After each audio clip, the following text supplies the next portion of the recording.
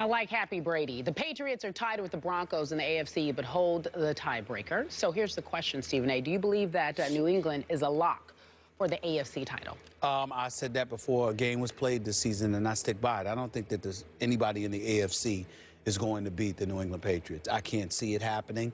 And the fact that the road to the Super Bowl in all likelihood appears as if it's going through Foxborough, that makes me even more resolute of my position. The Denver Broncos obviously have the best shot. Their defense has been playing very, very well over the last several weeks. As far as I'm concerned, they had a bye week yesterday against the Buffalo Bills. We understand that. And I think the acquisition or the arrival thereof of Anderson, this running back, who reminds me of a young and feisty Ray Rice. I just believe that elevates Denver. If Wes Welker, if Julius Thomas can come back and stay healthy, if Demaryius Thomas and Wes Welker and Emmanuel Sanders can be who we know they can be, there is no doubt that an epic encounter seems destined. But I got to tell y'all who I believe is the X factor. I am done with any debates about Rob Gronkowski. I don't want to hear about Rob Gronkowski taking pictures with Justin Bieber, partying in the off-season, being in Vegas, or whatever the case may be. They say he is a workout warrior. They say he lives in the gym or the weight room. And on that football field, he seems almost impossible to bring down half the time. This dude is elite on all levels as a tight end historically. As we look at tight ends in the history of the game, the Tony Gonzalez's of the world, you know, the list goes on and on and on. When you look at some of these guys, the Shannon Sharps of the world, people like that, this dude is right up there with some of the greats that have ever played this game at that position. He is special. And to me, he is such an X factor because when he is healthy, on the field with Tom Brady, he is such an exceptional decoy as well that it really causes problems for the opposition. So I am of the mindset that in Foxborough, I don't see anybody beating them. A matter of fact, the way I look at the New England Patriots right now, there's only one team that has a shot at beating them, and that's the Seattle Seahawks. I don't see anybody else with a shot to beat them. I'm saying to you that I think New England would beat the would beat the Packers in the Super Bowl. I'm not so sure they would beat the Seahawks in the Super Bowl.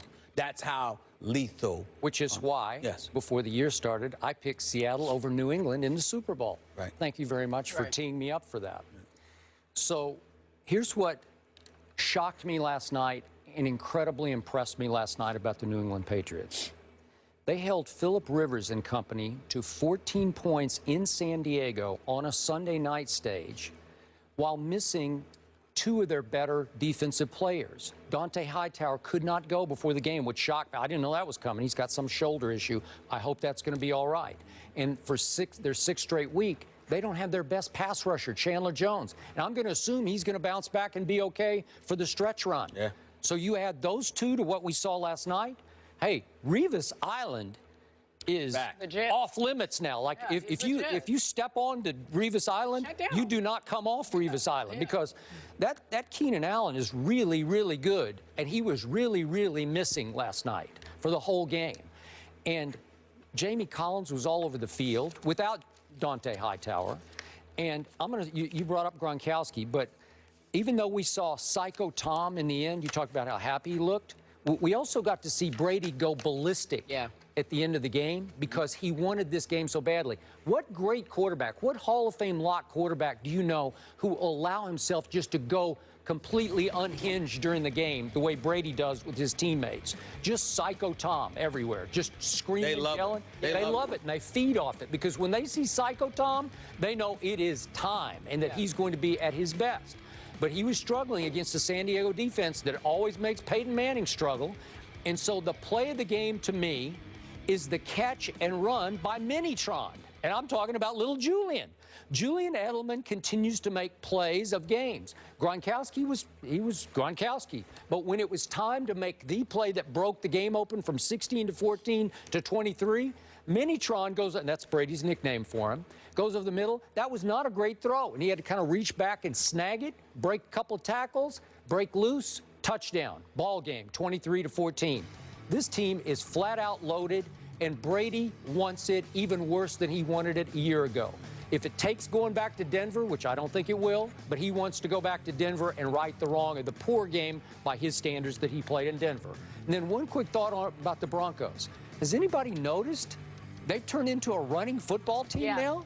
I mean, Peyton has really struggled. Peyton goes 14 out of 20 yesterday. He threw 20 times. They ran it 29, and he threw it 20? Yeah. Are you kidding? This is the first time, what, 51 games? You're just warming up. Wow. You're just warming up, and you want to give teams something else to think about. Well, and I think that that's a beautiful strategy on the part of the Denver Broncos. You brought up C.J. Anderson, but all of a sudden this Juwan Thompson, another undrafted kid in their stable of backs, what did he get? 4 carries for 63 yards? Wow, Juwan Thompson. So now they've all of a sudden got a whole new come in, play action, the whole bit. Wow. The reason why I like Anderson is because we've seen over the last couple of weeks that Anderson is coming. As a defense, you get to prepare for Anderson, and he's still doing what he's doing. Yeah. More importantly, he runs effectively between tackles, and that's what I like about him. He's rough and rugged, and he's somebody that's capable of moving the chains without having to be evasive to do it. I'm with It's a big deal. Okay, so for can Denver. you make a case if New England does close it out against their 3 division foes, 2 of them at home, and they got to go to the Jets, and they do have home field? Do you think Denver can hang in with New England at Foxborough? I think Denver is more suited for New England and, dare I say, a Seattle than before, because of their ability now to run the football and their willingness to do it. They had no Sean Moreno last year, and that didn't help them much in the Super Bowl, so I'm not going to go that far. But what I love about Anderson is everything that I just said and how that could play a role in Foxborough in a game in January. I think that's pivotal for Peyton Manning to be able to lean on. Plus, we've seen New England. They give up a little bit against the run from time to time. It's not a lot. They don't break because of it. But remember, last year in the regular season at Foxborough, they just let Noshawn run wild because they didn't want Peyton throwing the football. That's right, and they almost won the game. Okay. They gave up a big lead. Well, it went to overtime. Yeah. But I'm more afraid of Denver when Peyton is crazy hot. That's just me. No, I'm not. That's in Denver. Even though the weather there, it's crazy too. But that home crowd, something works for him. On the road in Foxborough, if there's anything that has been Peyton Manning's kryptonite in his career, we know that it has to do with Foxborough. I love that the football world is right back where it's supposed to be. At one time, we thought Seattle was done and the Patriots were done. Now they're right back where they I never thought the Patriots were done. You didn't. The world did. You didn't. But everyone was like, what's happening?